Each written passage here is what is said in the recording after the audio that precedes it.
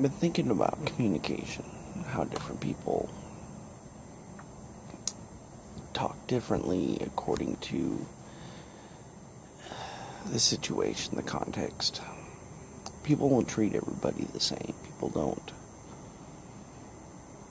do what they say and treat everybody equally. People tend to judge first, and then their communication reflects that, such as what really brought this on was we were watching something with dogs with jobs, and it was interesting to see how this child with Asperger's, autism, he was an autistic child, and the communication that he had with the animals, with the service dog, was amazing. And it's because an autistic brain can't communicate with the outside world. He's a smart child. He's every bit a kid, but he just can't say what he means, get out what he wants. So he relies on other things, other methods. And it's surprising to see that a lot of people don't perceive how to communicate with somebody when it's outside their scope, such as trying to communicate non-verbally. And for the most part, that's how animals do it. I've noticed in the time that I've trained and the different things I've done, animals react more to your non-verbals than the voice you use. And then there's the inflection. There's so many of the intricacies of speaking with an animal. People think it's just, oh, it's a dumb dog. No, it's a very intelligent, living being. And so are these autistic kids. Parents who struggle, who almost give up on their kid because they don't know what to do. They lack the communication skills necessary. And yeah, granted, let's say that one of them quit their job to be with him constantly and We'll give a rat's ass what you do. It's the results of your actions that truly matter. And a lot of people, when the results aren't what they expect, they tend to get angry. Which is the perfect American idiom. When we are in a foreign country and somebody doesn't understand us, then we get louder. Yeah, like repeating it louder is really going to make them understand. Duh. But welcome to society. You don't understand me, so I'm going to yell at you until you do.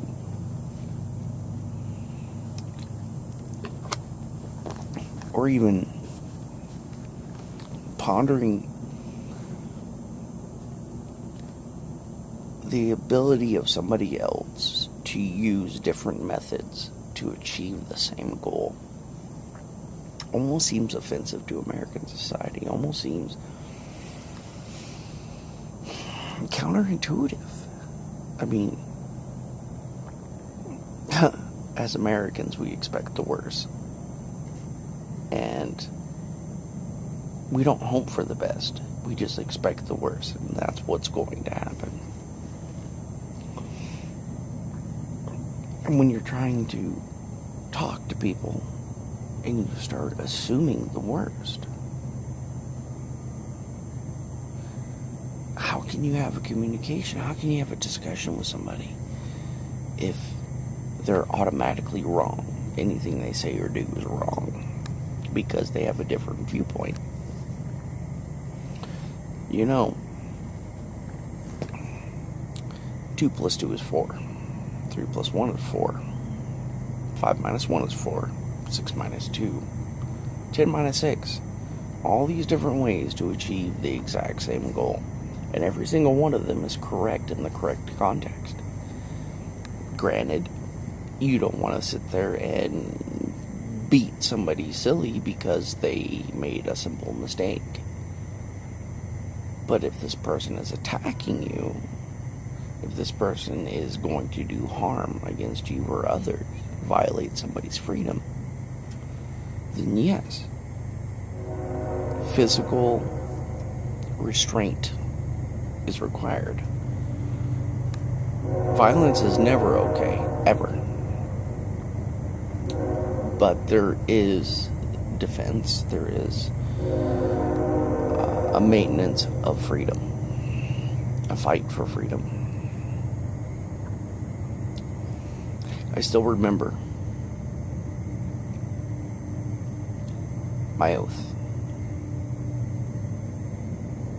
At first I thought it was silly. At first I thought it was just another set of words I had to say to do what I needed to get the ends to the means. And so I've pondered those words. I've taken a couple of philosophy classes, taken some government classes, many from the same teacher, which was interesting. Because the view of the Constitution, a lot of people really don't think about it. They think of it as this, this ethereal thing, this intangible object. Nobody associates with the Constitution anymore. And that's simply because we've lost the drive to understand as an American society. We've lost this sense of situational awareness. And it's amazing to see just how focused on themselves people can be. For instance, the woman in the car out at Papa Murphy's. She expected me to be mean. She expected me to rage, I guess, or do, old Jake things, lay into her, let her know just how she harmed me, blah, blah, blah, blah, blah. But instead, it was an open door with a hello, how are you doing? Have a nice day. It was kindness. I reacted to her anger with kindness. And what's shocking to me is that she was shocked. Instead of saying, hey, I'm sorry for earlier, she just was flabbergasted. It blew her mind that somebody could be kind after her being rude. But is that so hard to believe? That somebody will understand that you weren't paying attention or you had other things on your mind and that you made a mistake. And if you make a mistake, you learn something. So why do we get so angry at mistakes? Now I understand if the mistake happens over and over and over again, that's a problem. It's a huge problem.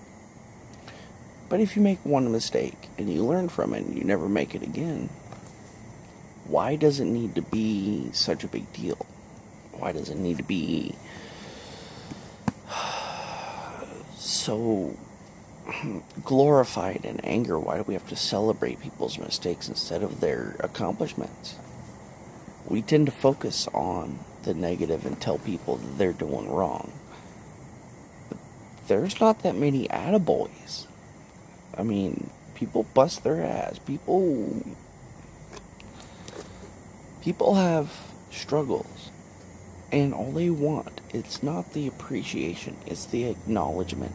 That's it. If you sit there and you tell them thank you for your hard work, that's all they're looking for. You saying, I worked hard and I did good. How hard is that? If you're a supervisor, you're a pack leader, in essence. You're the alpha.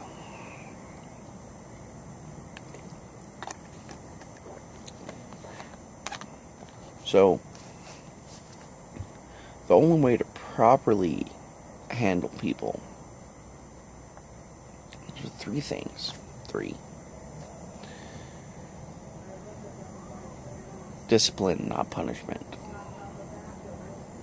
Which is telling a dog to lay down when they've done something bad, as opposed to smacking them and rubbing their face in it. The dog knows what he did. And if you're a strong enough alpha, if you're a fair and just and consistent alpha, then that dog will not make the same mistake twice. Or he may make it a couple of times because sometimes he may not understand the first time, which is okay. It's a lack of communication. That's just the problem. It's not the dog, it's not you, it's communication. It's the way you talk to him, it's how you speak to him, it's how you praise him, it's how you tell him no. Because there are better ways to show disappointment than by smacking somebody or degrading them. You tell them, I'm disappointed in you, and that's where you need to leave it. Because that's discipline. Punishment is standing there and berating them and telling them what they did wrong, continuing to bring it up and continue to hold it against them. And that's not fair. How do you expect people to be honest and forthcoming if they make a mistake? You risk firing them, let's say, or beating them, or berating them verbally or something. What if we sat there and told people, hey, sorry, dude, don't do it again. Did you learn something? Yeah. Okay. That's it. Like when I worked for Energy, and Jeff would make a mistake. And he knew it. He understood that he fucked up, but he was worried. He was worried that I'd be angry. He was worried that I'd be abusive. And you could see it in his face. You could see it in his demeanor at first. But every time he made a mistake, yeah, you know what? I won't say every time. Because this is old Jake. We're talking about angry Jake. So yeah, I did do the wrong thing. I did punishment instead of discipline. But when I would tell him it's not the first time and it won't be the last time, you could see that it would make a difference in him. And when he could come to me with a mistake, and we would both work to fix it, we would both learn something. And I didn't sit there and hold it against him. I didn't even want to. That's the fucking point. You're gonna hold a mistake against somebody, what, so they won't forget? It's pretty good bet that they remember.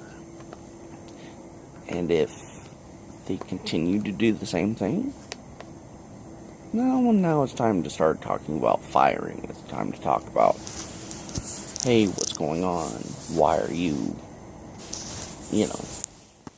doing this? And so,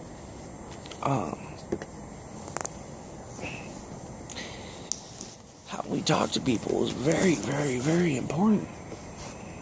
It's so important. I mean, how can you communicate with somebody if they're afraid of you? They're not going to listen. They're not going to understand. They're not even going to try.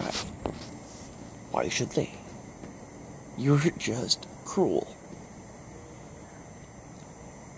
And then when they lash out because they're defending themselves, we get angry.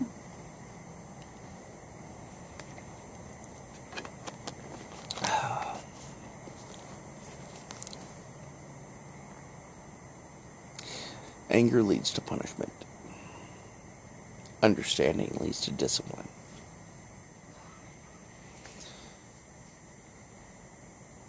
The next thing that's required, number 2, stability, consistency. You don't have to do everything at the same time, but you do have to have a schedule. So let's say you walk your dog 3 times a day. Well, when you first get up, do your morning routine and then walk him, irregardless of time. And the dog will surprisingly start to be calmer before you walk him, because he knows what's going to happen. So there's a stability in that structure. Yet, if Rupert comes up to me and tells me he has to go pee in the middle of the night, I listen. Because that's the other part of structure.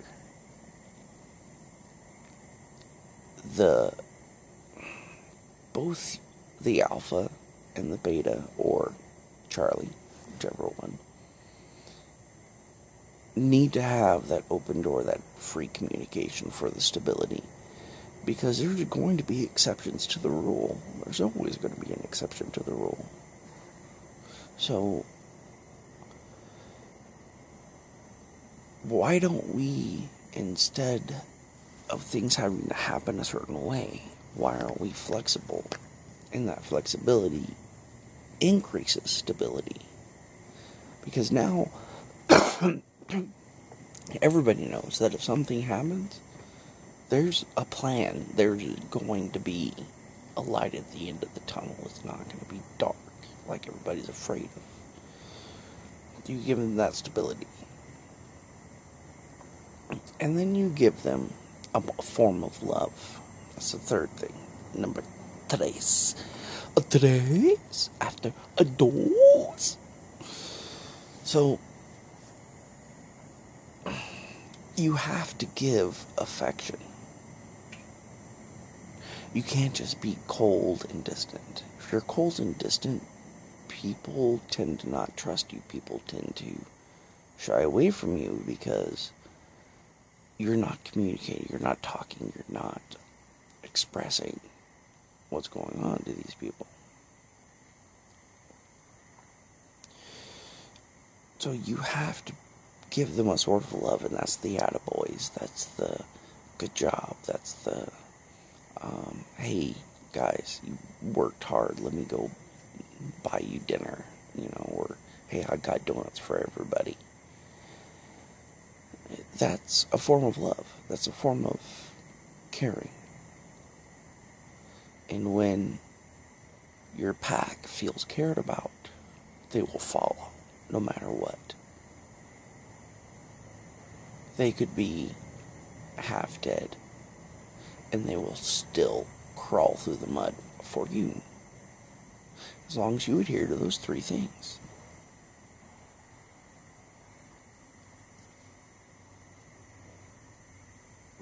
Discipline, not punishment. Stability and consistency. Love, caring, and emotion. And it doesn't have to be a hug and a, oh my God, I love you so much. Oh, you're such a good boy. No. It is, you did a great job. Thank you. I really appreciate what you've done. That's a form of love. So why don't we do it more often? We so rarely do it. Why? I don't understand. I don't get it. I swear, the more I do these, the more I take this gabapentin, I realize that I'm not really the crazy one. I'm a lot more stable than most people, I've come to find. It's weird. I shouldn't be the stable one. I should be the whacked out one. But when you tell people the simple truth of how it is, of, dude, that was a dick move. Well, if they wouldn't have done that, hey, it doesn't matter what they did. That was a dick move. If you're able to communicate that a lot simpler than having all these long fucking conversations, and people tend to fish, and because when they're communicating, they're embarrassed about what they're going to say, or they're ashamed, or they're, worried about what they're going to say is going to have a negative effect, so they tend to rush it out and get it out there, and, hold on for the pain that's supposed to happen according to society. But if you can suffer through that and go, okay, I hear you, and that's important. Telling people you hear them, you see them, you know that they exist. You're acknowledging their existence. You're acknowledging the validity of their comments, of their arguments. Irregardless of how you feel or think or agree, their feelings and thoughts are still real. So if you acknowledge that, people tend to accept what you're saying a lot easier and faster. So if, for instance, a conversation I had was that people tend to reject the reality of other people because they don't understand that 3 plus 1 can equal 4 as well. But most go to 2 plus 2. But 3 plus 1, 5 minus 1, 10 minus 6, 12 minus 8, 8 divided by 2, 2 times 2.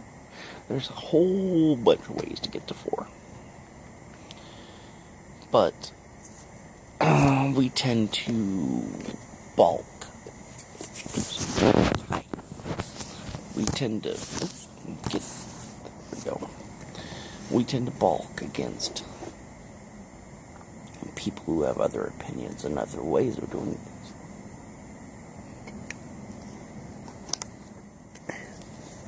But then something in the news came up. It was it was a doctor thing. I couldn't understand quite why a doctor would be suspicious.